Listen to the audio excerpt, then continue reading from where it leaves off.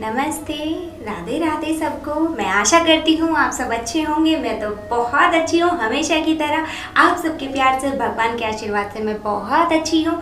फिलहाल मैं आपको बताने वाली हूँ, गीता का ये कोई अध्याय नहीं है, गीता का सार है जो मैं आपको बताने वाली हूँ। तो आप सुनिए, समझिए और अपनी ज़िंदगी की परेशानियों को दूर कीजिए और कान्हा जी के कहे गए नियम, कहे गए समाधान के थ्रू अपनी ज़िंदगी की परेशानियों को दूर कीजिए। तो मैं गीता का सार शुरू करती हूँ। क्यों व्यर्थ चिंता करते हो, किससे व्यर्थ डरते हो, कौन तुम्हें मार सकता है। आत्मा न पैदा होती है न मरती है। जो हुआ वो अच्छा हुआ, जो हो रहा है वह अच्छा हो रहा है, जो होगा वह भी अच्छा ही होगा। तुम भूत का पश्चाताप ना करो, भविष्य की चिंता ना करो, वर्तमान चल रहा है तुम्हारा क्या गया जो तुम रोते हो। तुम क्या लाए थे जो तुमने खो दिया, तुमने क्या पैदा किया था जो नाश हो गया। न तुम कुछ लेकर आए हो, जो कुछ लिया यहीं से लिया, जो दिया यहीं को दिया, जो लिया इसी भगवान से लिया, जो दिया इसी को दिया। खाली हाथ आए खाली हाथ चले। जो आज तुम्हारा है कल किसी और का था, परसों किसी और का होगा। तुम इसे अपना समझकर मगन हो रहे हो, बस यही प्रसन्नता ही तुम्हारे दुखों का कारण है। परिवर्तन संसार का नियम है, जिसे तुम मृत्यु समझते हो वह तो जीवन है। एक क्षण में तुम करोड़ों के स्वामी बन जाते हो, दूसरे ही क्षण में तुम दरिद्र हो जाते हो, यानी कि दुखी हो जाते हो। मेरा तेरा, छोटा बड़ा, अपना पराया मन से मिटा दो, विचार से हटा दो, फिर सब तुम्हारा है, तुम सबके हो। न ये शरीर तुम्हारा है न तुम शरीर के हो। यह अग्नि जल वायु पृथ्वी आकाश से बना है और इसी में मिल जाएगा, परंतु आत्मा स्थिर है।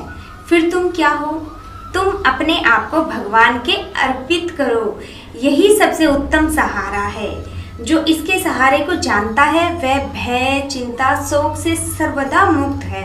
जो कुछ भी करता है उसे भगवान को अर्पण करता चल, इसी से तू सदा जीवन मुक्त का आनंद अनुभव करेगा। और ये सच है। आप जो भी करते हैं, जो भी अपनी ज़िंदगी में कर रहे हैं या करना चाहते हैं या जो हो चुका है, सभी को भगवान के अर्पण कर दीजिए। फल की इच्छा मत रखिए, अपना कर्म नेक नियत से करते चलिए। भगवान कभी भी किसी के कर्मों का फल नहीं रखते हैं, कभी भी। जो आपका है, जो आपने मेहनत करके कमाया है, उसे कोई छीन नहीं सकता, उसे कोई बांट नहीं सकता।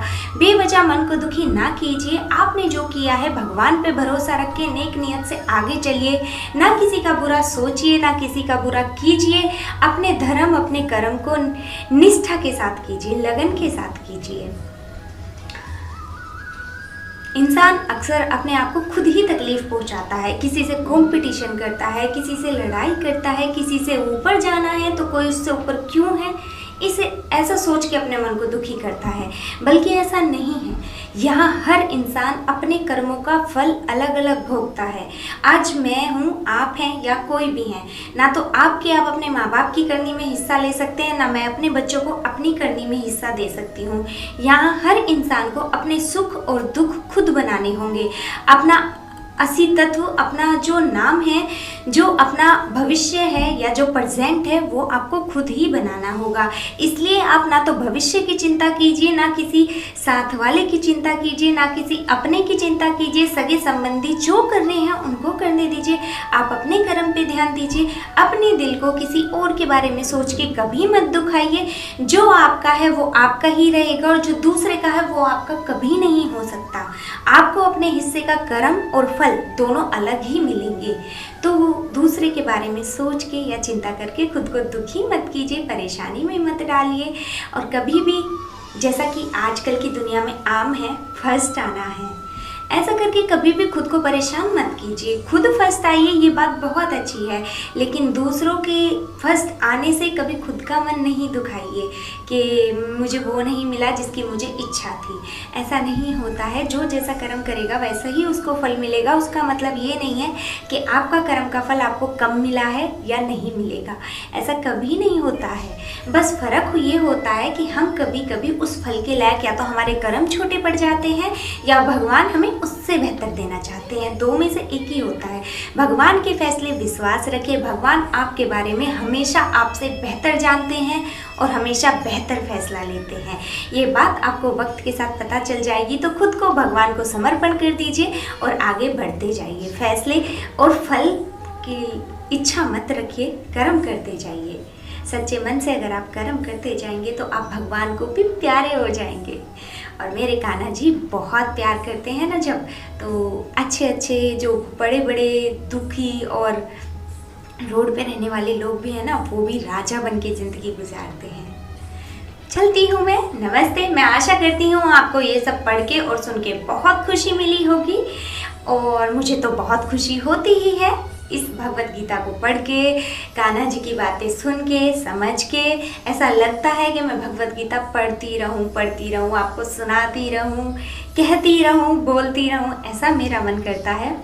पर हर चीज़ की एक सीमा होती है, हदें होती हैं। मुझे ऐसा लगता है कि ज़्यादा लंबी वीडियो आप लोगों के लिए ठीक नहीं रहेगी। ऐसा लगता है मुझे कि जो मैं भगवत गीता पढ़ती हूँ या जो भी मैं ट्रांसलेशन करती हूँ, वो लैंग्वेज आपको देवनागरी हिंदी में समझ नहीं आती है। इसलिए मैं फ़िलहाल इन दिनों मिक्स करके इसीलिए बोल रही हूँ ताकि आपको अच्छे से समझ आए। मेरा मोटिव यही है कि मैं आप लोगों तक भगवत गीता का मैसेज अच्छे से पहुँचा सकूँ। अपने कान्हा जी की सॉल्यूशन, दिए गए सॉल्यूशन, एक तरीके से कहूँ तो according to me Bhagavad Gita यही है। जब मैं परेशान होती हूँ, मैं भगवत गीता लेके बैठती हूँ, तो वही मैं आप तक पहुँचाना चाहती हूँ। परेशान मत होइए, शांति से बैठिए, भगवान जी हमारे साथ हैं, साथ थे, साथ रहेंगे। अपना प्रेजेंट जिए, ना फ्यूचर की परवाह करें, ना पास्ट को याद करें, अपने प्रेजेंट को अच्छे से जिए। तो चलती हूँ मैं, bye. Thank you so much आपका, आपने यहाँ तक वीडियो देखी, बहुत बहुत शुक्रिया। भगवान आपके जीवन को सुखमय बनाए, आपको खुश रखें और आप ऐसे ही हंसते रहें, मुस्कुराते रहें। नमस्ते, राधे राधे। मिलते हैं नेक्स्ट वीडियो में।